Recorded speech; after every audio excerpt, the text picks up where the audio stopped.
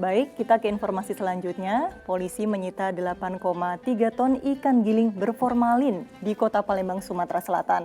Diduga praktik penjualan ikan giling berpengawet mayat itu ini telah berlangsung selama 1 tahun.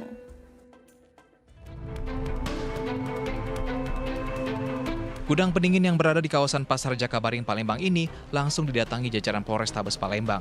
Polisi menyita 8,3 ton ikan giling jenis kakap berformalin. Diduga ikan giling tersebut akan diedarkan di sejumlah tempat di Kota Palembang.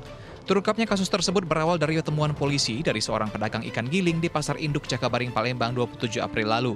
Diperkirakan aksi penjualan ikan yang menggunakan pengawet mayat itu telah berlangsung selama 1 tahun.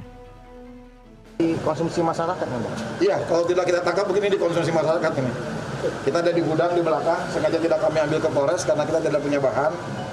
Kita sedang mengkaji apakah ini akan kita musnahkan dalam dikubur, karena tidak mungkin ini kita konsumsi kepada masyarakat Kota Palembang.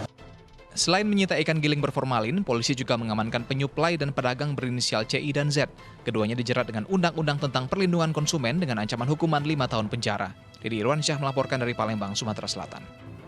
Ya, astagfirullahaladzim, praktik culas seperti ini kerap terjadi menjelang Hari Raya Idul Fitri dan berusaha memperoleh laba namun dengan menghalalkan segala cara. Nah, Ustadz Mukhlis, ini secara hukum atau syariat Islam bagaimana orang yang melakukan culas demi keuntungan pribadi atau kelompok ini? Bagaimana nih Ustadz? Ya, pertama secara umum ya, Al-Quran memerintahkan kita untuk mencari rezeki secara benar ya, rezeki yang halal. Bahkan secara tegas kita dilarang la ta'kulu amwalakum bainakum bil batil. Jangan memakan harta orang lain dengan cara yang batil, cara yang tidak benar ya.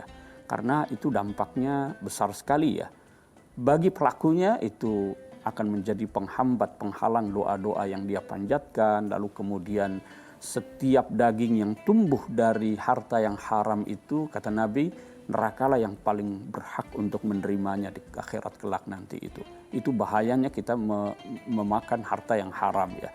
Kemudian yang kedua, secara spesifik ya, Nabi SAW itu juga mengecam keras mereka yang berperilaku culas dalam berdagang ya. Berdagang itu dihalalkan oleh agama. Bahkan berdagang itu dikatakan 90% sumber rezeki itu ada perniagaan, perdagangan. Dan itu adalah jenis cara mencari pencaharian atau sumber rezeki yang dikatakan yang paling baik.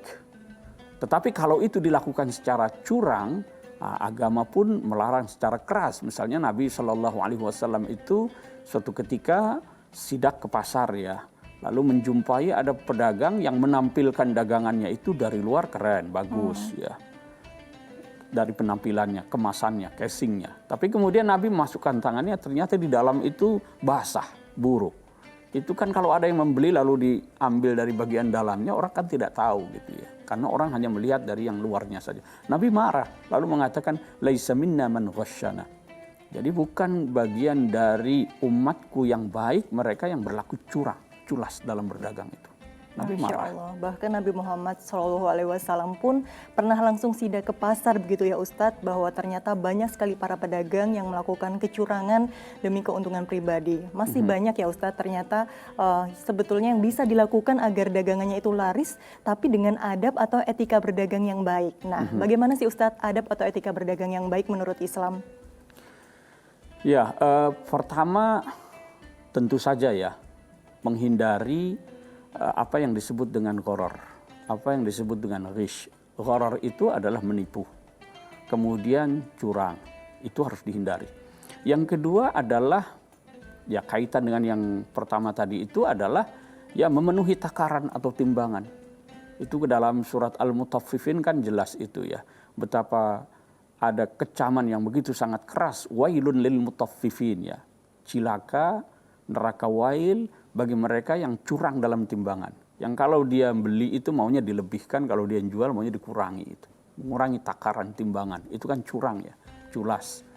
Lalu kemudian yang ketiga, niatkan bahwa kita berdagang itu adalah untuk memberi nafkah sana anak keluarga kita, menafkahi kehidupan kita.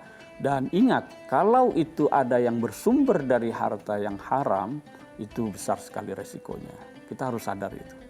Masya Allah, jadi memang banyak sekali yang bisa dilakukan. Contohnya juga yang dilakukan oleh zaman Nabi atau Nabi sendiri pun dulunya adalah berdagang untuk mendapatkan rezeki yang banyak dan banyak sekali yang bisa dilakukan oleh Nabi yang bisa dicontoh oleh para pedagang saat ini ya Ustadz. Dan beliau itu kan dikenal sebagai seorang yang al-amin ya. Al-amin itu artinya jujur, bisa dipercaya. Sehingga Sayyidah Khadijah itu, saudagar kaya pada masa itu, mempercayakan dagangannya kepada seorang pemuda yang bernama Muhammad itu, lalu kemudian menjadi suaminya. Masya Allah, dari berdagang yang jujur akhirnya mereka pun bertemu ataupun berjodoh begitu ya Ustadz. Memang kalau kita membeli sesuatu begitu, kita tahu ada pedagang yang jujur, pasti kita akan kembali lagi ke sana dan insya Allah rezekinya pun bagi pedagang itu akan diberikan kelancaran selalu, insya Allah.